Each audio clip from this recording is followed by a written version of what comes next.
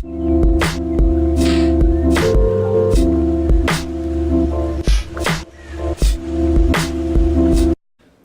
안녕하세요. 평생투자 파트너입니다.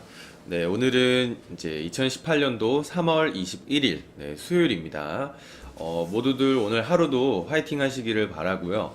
오늘 진행해 볼 이 캔들 패턴의 이름은 오늘은 이제 반격형, 네, 반격형 패턴을 알아보도록 하겠습니다.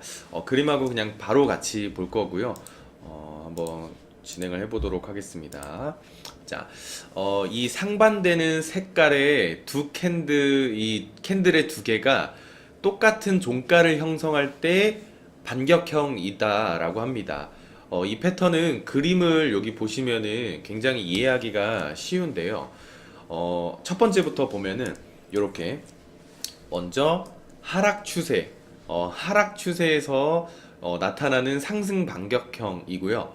첫 번째 캔들은 보통은 장대 음봉입니다. 이상적인 형태는요. 그리고 두 번째 캔들의 이 시가는 전보다 훨씬 더, 시가는 이 갭으로 그냥 떨어지는 거죠. 전보다 훨씬 더 낮게 시작을 하면서 이때까지만 해도 이 매도 세력은 이 하락 추세를 확신을 하죠. 내가 공매도를 한 게 잘한 거였구나 라고 이제 확신을 하는데, 하지만 그 뒤에 이 매수 세력들이 반격을 진행을 하는 거죠. 반격을 해서 주가를 끌어올리는 겁니다. 그래서 종가가 앞전에 종가와 같게 되는 거거든요. 이렇게 되면은 이전의 하락 추세는 저지당하게 되는 것이거든요. 그래서 반격형이라는 이름이 참 잘 지어진 것 같고요. 일단은 이 캔들을 한번 보시면은 예전에 했던 거 아닌가라고 생각하실 수 있을 것 같습니다. 저도 책 읽으면서 너무 비슷한 게 많으니까 되게 헷갈릴 때가 좀 많았는데요. 그래서 비슷한 거랑 좀 이제 차이를 한번 말씀을 드려보면은, 지금 하고 있는 이 반격형은 제가 앞전에 진행했던 관통형, 그러니까 이제 상승 관통형하고 비슷합니다. 관통형 역시도 두 개의 캔들로 구성이 되어 있고 하락 추세에서 나오는 것도 똑같은데요. 둘 사이에 어떤 주된 차이점을 한번 보면은, 상승 반격형에서는 이 두 번째 캔들이 이 둘째 캔들의 몸통이 앞에 캔들의 몸통 안으로 들어가 있지 않다라는 겁니다. 단지 앞 캔들의 이 종가와 닿아 있을 뿐인 거고요. 그러면 관통형을 하나 보면은 일단은 음봉이 이렇게 이제 하락 추세에서 이렇게 음봉이 나와 주고요. 그 다음에 두 번째 캔들이 앞 캔들의 몸통 안으로 깊숙이 들어가 있습니다. 그러니까 이 시가는 똑같이 아래에서 시작했다 하더라도 몸통이 조금 쑥 몸통 안으로 빨려 올라가면서 이렇게 몸통 안에 종가가 위치하게 되는, 요거를 이제 뚫었다고 해서 그냥 관통했다라고 해서 그냥 관통형의 패턴인 거고요. 요 상승 반격형 같은 경우에는 그냥 단순하게 종가까지만 비슷했을 때 반격형이다라고 합니다. 그래서 결과적으로만 보면은 아마 다들 아실 거예요.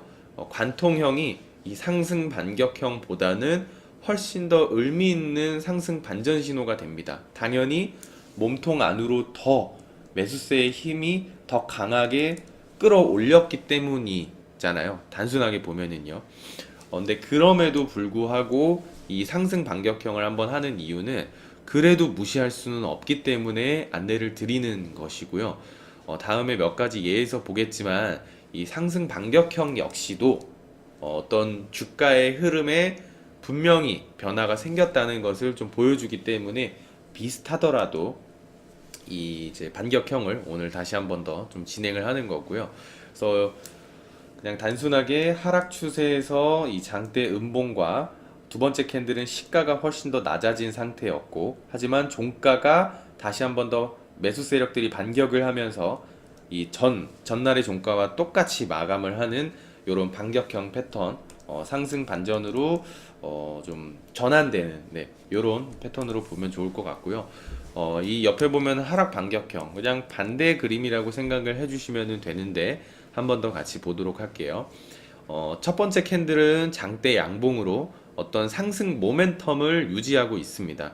그리고 다음날 장이 열리게 되면은 주가는 큰 폭으로 갭으로 그냥 탁 뛰어버리는 거거든요. 그러니까 시가가 여기서 시작을 하는 거기 때문에 주식 보유자들은 굉장히 기뻐하죠. 아무래도 시가의 갭으로 확 뛰니까요. 하지만 점점 시간이 갈수록 종가가 다가올수록 매도 세력이 반격에 좀 나서고 주가는 다시 그 전날의 종가로 떨어지게 됩니다. 두 번째 날의 시가에서 이 드러난 이 매수 세력들의 어떤 낙관, 너무 좋으니까요. 이 낙관은 장이 마감될 무렵에는 어떤 이쪽 부근에서는 어떤 불안과 좀 두려움으로 심리가 한 번에 반전이 되는 거거든요. 이 앞에서 본 상승 반격형이 관통형과 비슷하다면은 이 하락 반격형은 뭐 기억하실 수도 있겠지만 흑운형 좀 많이 들어보셨을 겁니다. 흑운형과 비슷합니다.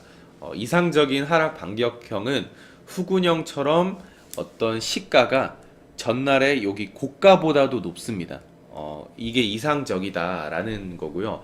하지만 이 흑운형과 달리 종가가 전날의 양봉의 어떤 몸통 안으로 내려가진 않죠. 내려가진 않고 딱 종가까지만 비슷하게 이제 마감을 하는 거고요.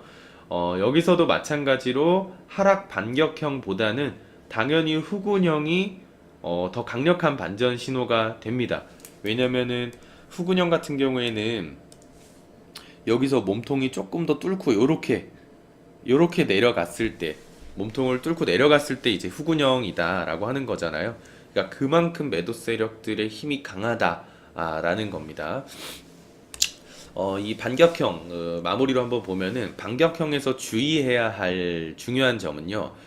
둘째 날의 시가가 그러니까 요 하락 반격형에서는 둘째 날의 시가가 매우 높거나 아니면은 이렇게 상승 반격형 그러니까 하락 추세에서 나올 때 시가가 매우 낮아야 합니다. 그러니까 갭으로 점프를 많이 뛰거나 매우 점프를 그 아래로 더 갭으로 떨어진다거나 그래야 한다라는 거고요. 그래서 그러니까 이 말은 둘째 날의 시가에는 원래 추세가 강력하게 유지가 되고 있어야 한다라는 것이죠. 심리가 한 번에 뒤바뀌려면은요. 그래서 그런 다음에 장이 마감될 무렵에는 주가가 전날에 종가로 돌아가 있는 것, 그것으로 시장의 분위기, 어떤 이 매도 세력, 매수 세력들, 그 시장을 그 추세를 장악하고 있는 이 세력들의 심리가 하루 만에 돌변할 수 있다라는 것이거든요. 어쨌든 주식은 심리로 하는 것이기 때문에 이 캔들 하나하나에 담긴 심리를 좀 파악하고 이해해 보는 것이 좋을 것 같습니다. 자, 오늘은 이렇게 반격형에 대해서 기본적인 내용만 한번 다뤄봤고요.